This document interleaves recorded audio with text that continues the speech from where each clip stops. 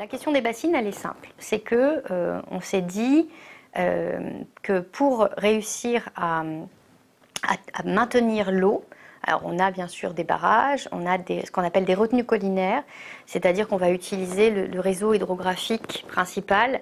Donc tu sais, c'est l'espèce de chevelu qui draine les territoires. Et en fait, tu vas réussir à mettre une sorte de barrière, un mini barrage qui va permettre de conserver l'eau. Alors ça, c'est un système qui peut être intéressant et qui peut soutenir des petites agricultures locales qui fonctionnent. Il faut juste faire attention à un truc, c'est que si tu mets des barrières partout sur tous les chevelus, à la fin, tu n'as plus de cours d'eau.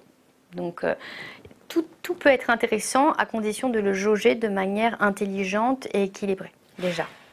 Ça, c'est la première chose, et c'est loin d'être le cas. Deuxième chose, la question des bassines, c'est qu'on va prélever massivement dans l'eau des nappes phréatiques et qu'on va prendre cette eau qu'on va mettre ensuite en surface dans des bâches PVC d'une quinzaine de piscines olympiques à peu près, l'équivalent, et on va en mettre un peu partout.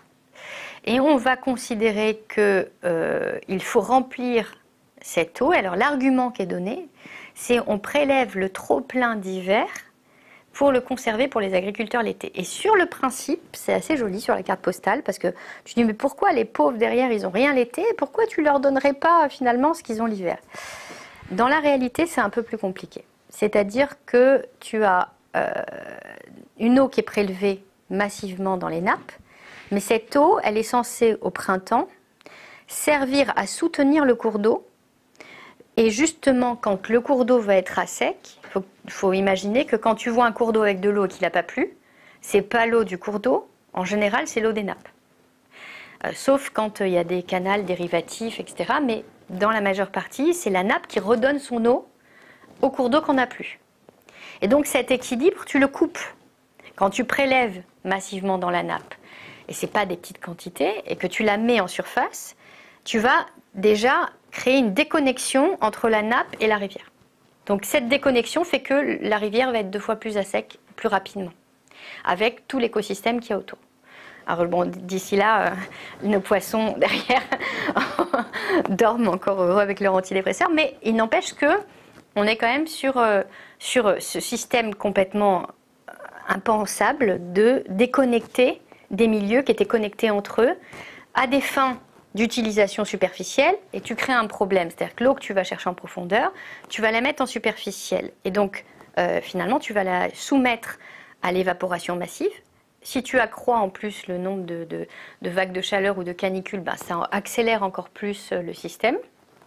Et finalement, si tu accélères le tout, eh ben, à un moment donné, tu perds entre 20 et 40% d'eau, voire parfois plus. D'après certaines études, les chiffres ne sont pas très clairs dessus, mais en tous les cas, à un moment donné, c'est mathématique, tu mets de l'eau en superficie, elle s'évapore à partir d'une certaine température.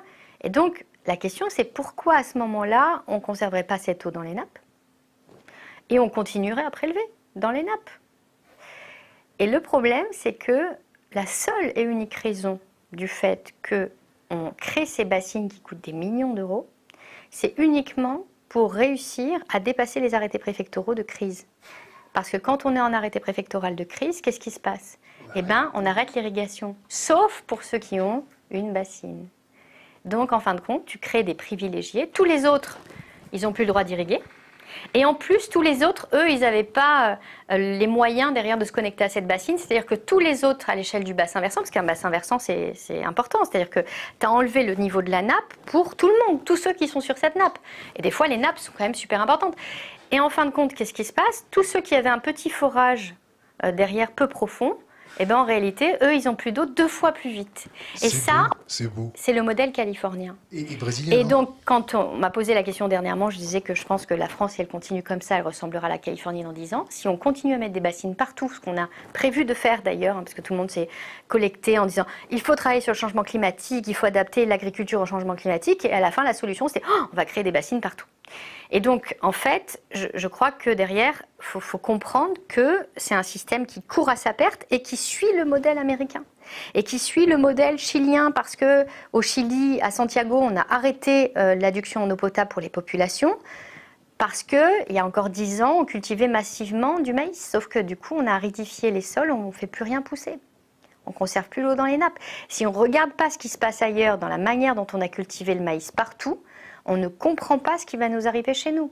Et on a peut-être juste un temps d'avance. C'est peut-être ce qui nous rend finalement plus riches que les autres derrière, d'avoir ces années de recul pour pouvoir changer très vite. Donc je me dis, si peut-être qu'on explique les choses comme ça, peut-être qu'on comprendra que c'est pas possible. Et deuxième chose, qui est un énorme mensonge, mais c'est un truc de dingue, comme les gens regardent ça et se disent « Ah ouais, c'est important », c'est qu'on te dit « Ah là là, il faut vite qu'on prélève cette eau, en fait, parce que sinon, après, elle part dans les rivières et on la perd. » C'est-à-dire qu'on ose la donner à l'océan. Donc, du coup, pourquoi est-ce que finalement, aujourd'hui, je garderai pas toute l'air qui est autour de moi parce que j'ai aucune envie qu'elle aille dans le département d'à côté ou derrière dans le pays d'à côté. Il faut que je la garde. Donc, c'est exactement la même chose. Et je comprends pas comment un argument de cette sorte peut encore être sorti aujourd'hui en 2022 avec le niveau de connaissance qu'on a.